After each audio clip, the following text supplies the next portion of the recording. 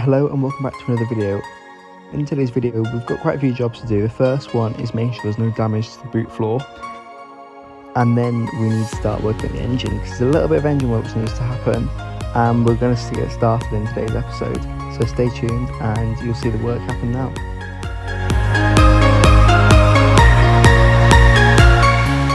We're going to start by removing these 4 bolts in this cover panel so that we can see the boot floor, and then hopefully from there we hope there's no damage, but we're going to have to wait and see.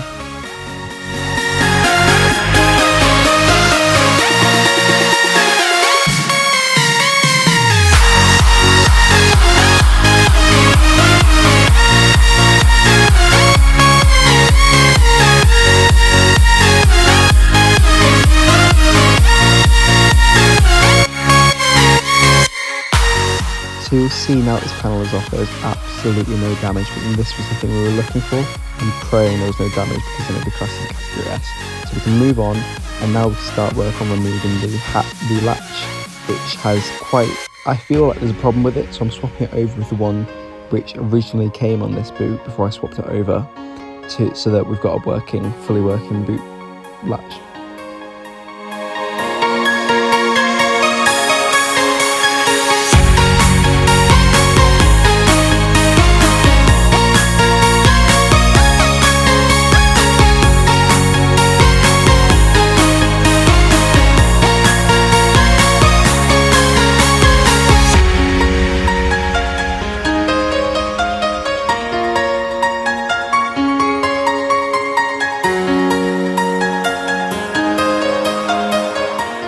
So I can now place the panel back on and begin to put in the 4 screws to hold it in place, and now it means that everything's going to restart the rebuilding process.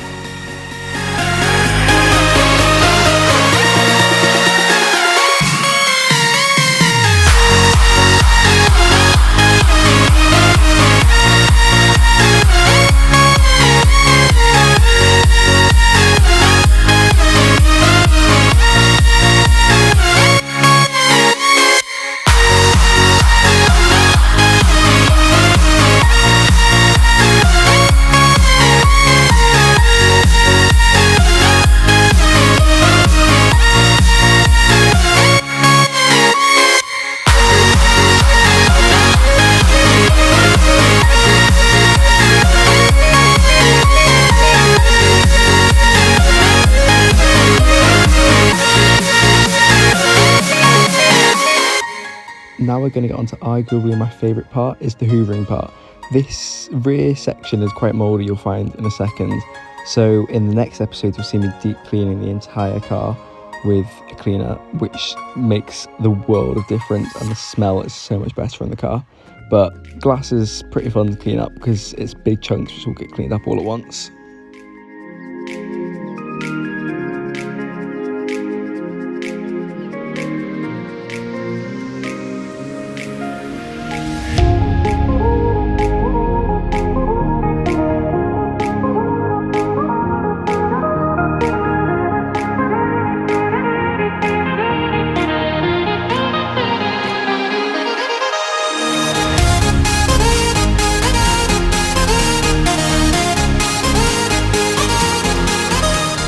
Now, in the boot of this car, I was really lucky. There was floor mats, there was high-vis jackets, they were all sopping wet, but if I let them dry out, they will be perfect for what I need, which is the road trip car. And in Europe, you've got to have things like a warning triangle and spare bulbs and loads of stupid stuff, which, I mean, it makes sense, but it's a pain to try and find it all. Whereas this car has practically all the bits, which is perfect for what we need for the road trip car. It's almost like a sign.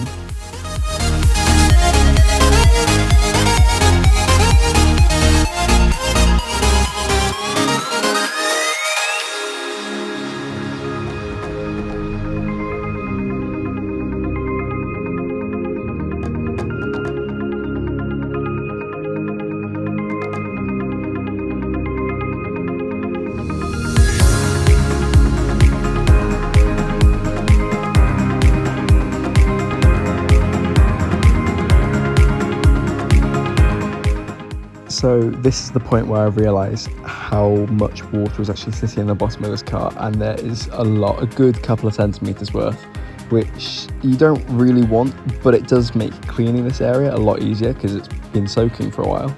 But it will be the reason of the smell and the mould and mildew which is built up on the panel behind it.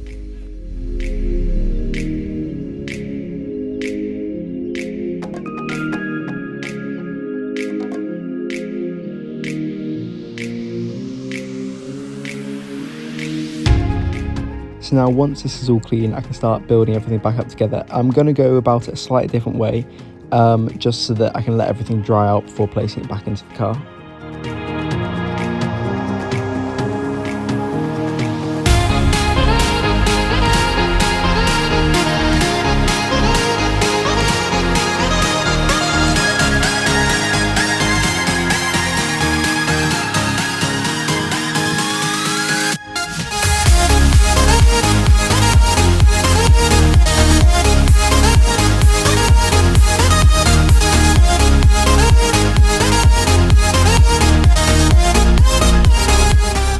Now this little tag I just found is really funny because I have also bought previous cars in the past that have also been from Bolton, and it's just pretty cool that this one's also got an air freshener that shows it's been in Bolton in some parts of its life.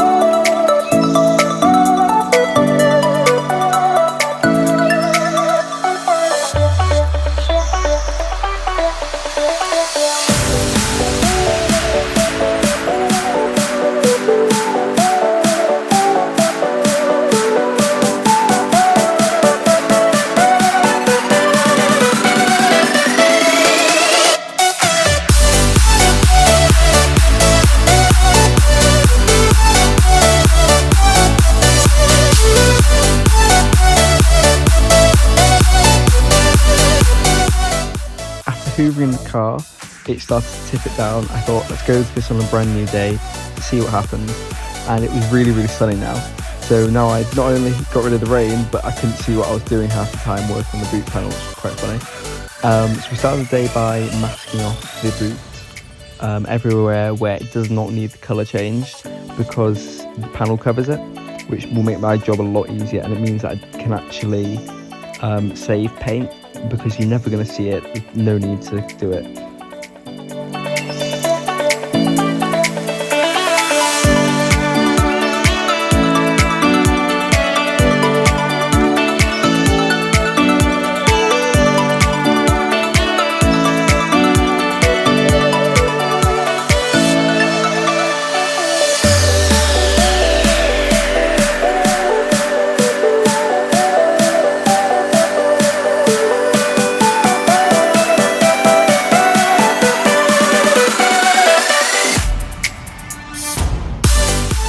Once I'd started masking off the area where I needed to not paint, I started undoing all the connectors, which allowed me to start stripping down the boot, which took a bit of a while because I wanted to make sure I didn't break anything, but once I got the hang of it, it was nice and easy.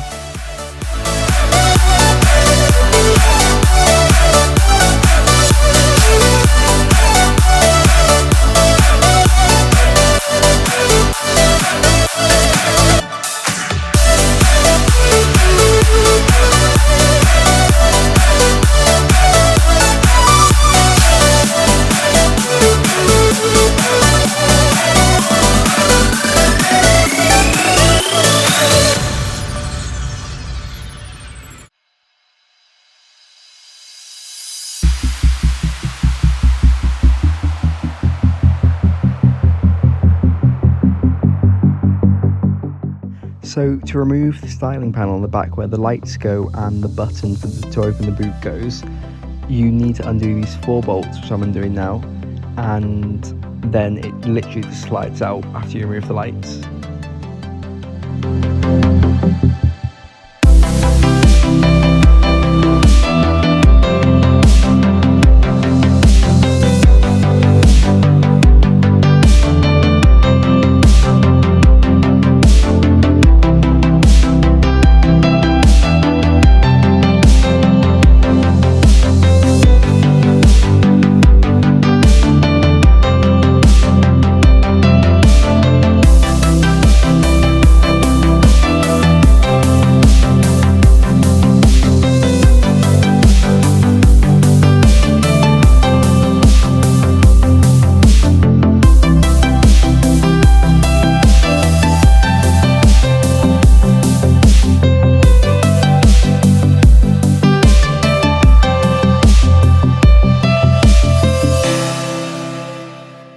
So I'm starting to make a note now with masking tape on the rear boot of where all the letters go, so that when I remove them and then want to put them back on, I know exactly where they're supposed to go.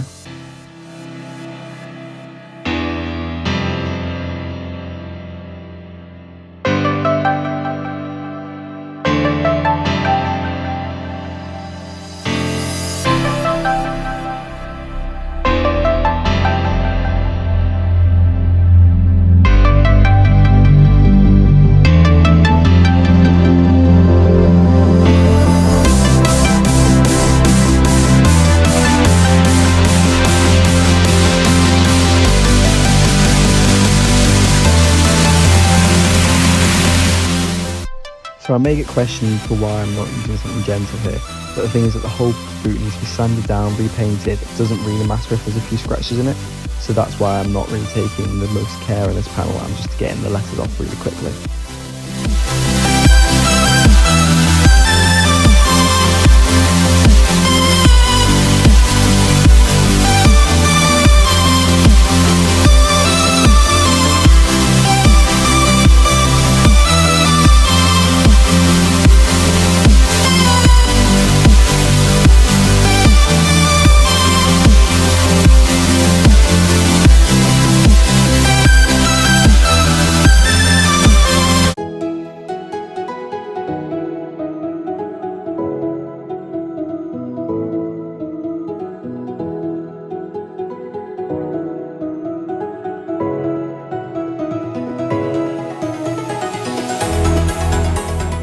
So this is one of my favourite parts now, jacking up a car for the first time, learning where the jacking points are, always a bit of fun for me.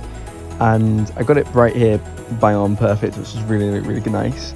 And now we can get it up safely onto jack stands, which you can see in the background, and then we can start to remove the lambda sensor.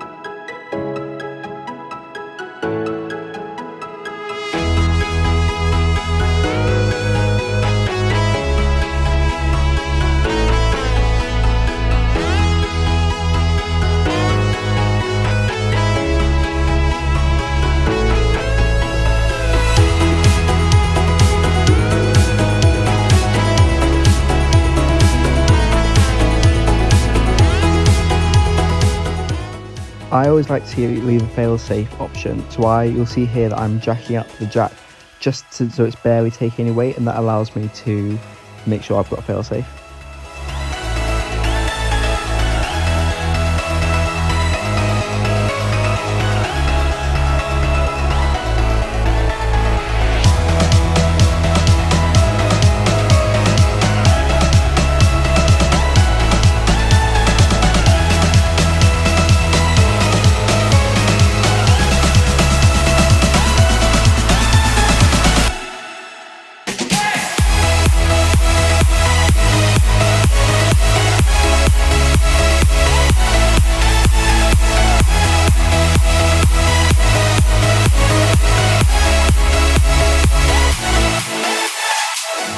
Now that I've removed the lamp sensor, you can see how much oxidation is on the very tip of it.